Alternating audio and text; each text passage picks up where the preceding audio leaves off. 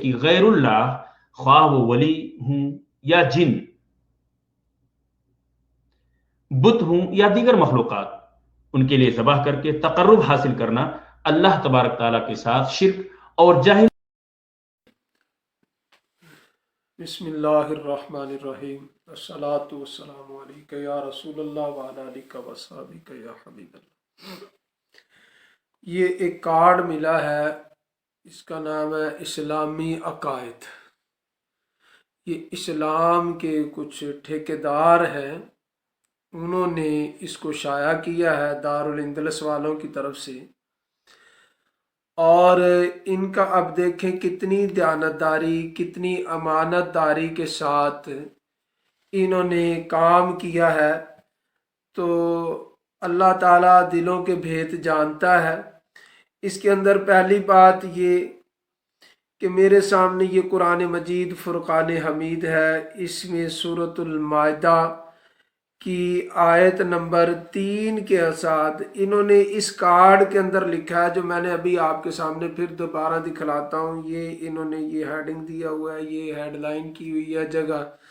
کہ اور جو آستانوں یعنی قبروں اور مزاروں پر ذبح کیا گیا وہ حرام ہے۔ آیت نمبر 3 کے اندر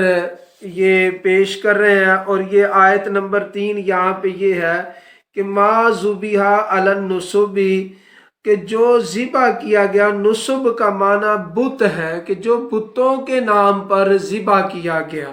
اور یہاں پہ یہ محترم لکھ رہے ہیں اس کے اندر یعنی قبروں اور مزاروں پر۔ یہ مانوی تعریف ہو گئی قرآن پاک کی کہ انہوں نے ترجمہ اپنی مرضی کا کر دیا، ٹھیک ہے۔ اور دوسرا پھر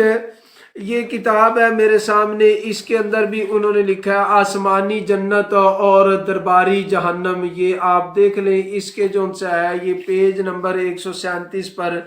وہ اسی سورۃ المائدہ کی دوسری آیت کا حوالہ دے کر پہلے اوپر کہتا ہے کہ یا ایھا الذین آمنوا انما المشرکون نجس،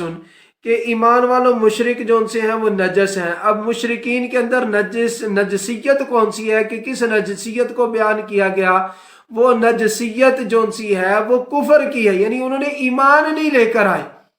کہ ایمان سے ان کے دل منور نہیں ہوئے، اور اس کو یہ کہا گیا انما المشرکون نجس، کہ یہ مشرکین نجس ہیں۔ پھر لکھتا ہے کہ اسی سورۃ مائدہ میں آگے جا کے کہ اللہ تعالیٰ نے سورۃ مائدہ میں آستانوں کو ان الفاظ سے تعبیر کیا۔ اب کس لفظ کا یہ یہاں پہ معنی آستانے بیان کر رہا ہے، یہ آپ غور سے دیکھ لیں، یہ آپ کو نظر آ رہا ہوگا۔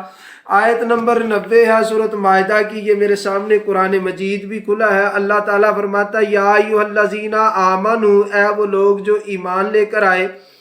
انما الخمر، بے شک شراب، والمیسر اور جوا، والانصاب اور بت،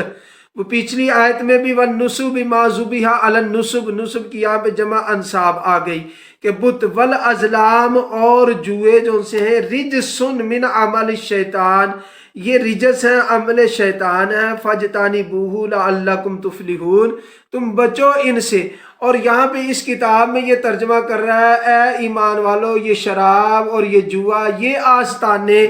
جبکہ قرآن مجید فرقان حمید میں یہ الفاظ نہیں ہے کہ جس کا معنی آستانے کیا جا سکے۔ میسر جوئے، خمر شراب کو کہا گیا، میسر جوئے کو کہا گیا، انصاب بتوں کو کہا گیا، ازلام جو ان سے ہے وہ تیر جو پان سے نکالتے تھے اس کو کہا گیا۔ ان تمام 4 چیزوں کا ذکر ہے، آستانہ یہاں پہ کہیں پہ بھی موجود نہیں ہے، یعنی اللہ تعالی بتوں کا بیان کر رہا ہے، یہ یہاں پہ مانوی تعریف کر رہے ہیں کہ جناب یہ آستانے ہیں، ٹھیک ہے۔ اس کے بعد پھر میں آپ کے سامنے ایک اور آیت مبارکہ جو سی ہے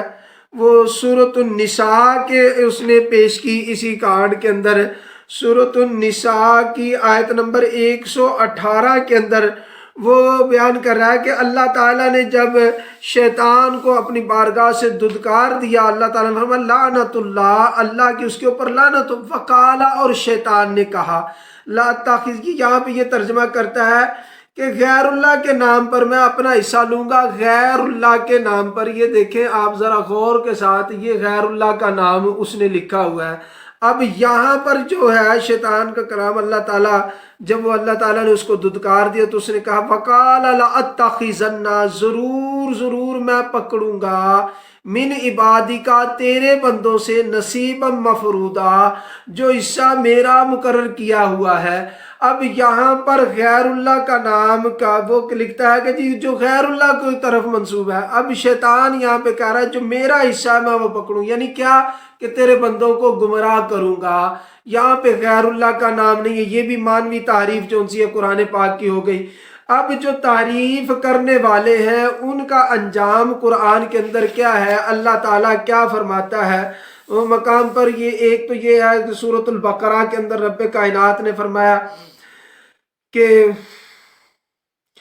وَقَدْ كَانَ فَرِيقٌ، یہ سورۃ البقرہ کی آیت نمبر 75 ہے، 75 نمبر آیت، اللہ تعالیٰ فرمایا وَقَدْ كَانَ، اور بے شک وہ تھے ایک گروہ ان میں سے، يَسْمَعُونَ کلام اللہ، وہ اللہ کی کلام کو سنتا، ثُمَّ يُحَرِّفُونَهُ، پھر وہ اس میں تحریف کر دیتا، اپنے پاس سے معنی بنا بنا کے وہ بیان کرتا۔ تو یہ اللہ تعالیٰ نے یہاں پہ تعریف کرنے والوں کا ذکر کیا کہ وہ تعریف کرتے ہیں، من بعد ما عقلوا، اور تعریف کرنے والے سمجھتے بھی ہیں، اللہ فرما رہا ہے وہ سمجھتے بھی ہیں کہ ہم مانوی تعریف کر رہے ہیں، وَهُمْ يَعْلَمُونَ، اور وہ جانتے بھی ہیں، یعنی پہلے کہ ما عقلوا، جو ان کی عقلوں نے سمجھا کہ یہاں پہ یہ معنی ہو سکتا ہے، انہوں نے اپنی عقل کے سے کر دیا، یعنی وہ اپنی عقلوں سے ترجمہ کرتے ہیں۔ جو اللہ تعالیٰ نے کیا ہے، یہ جو اللہ کا مفہوم ہے، جو اللہ یہاں پہ بیان کرنا چاہتا ہے، وہ یہ چیز بیان نہیں کرتے۔ یحرفونہ، وہ اس کو تبدیل کرتے ہیں، من بعد اس کے، ما قالوہ، جو انہوں نے اپنی عقلوں سے قرآن کو سمجھا، یعنی جو اپنی عقل سے قرآن کو سمجھے وہ گمراہ ہوتا ہے، وہ ہدایت پر نہیں ہوتا۔ اور وہ کون ہے؟ یہ ایسے اسلامی عقائد، یہ جو اسلامی عقیدہ اس نے لکھا ہے، یہ ایسے عقائد لکھنے والے یہ اپنی عقلوں سے عقیدے بیان کر رہے ہیں، اللہ کا یہ عقیدہ یا رسول اللہ صلی اللہ علیہ وسلم کا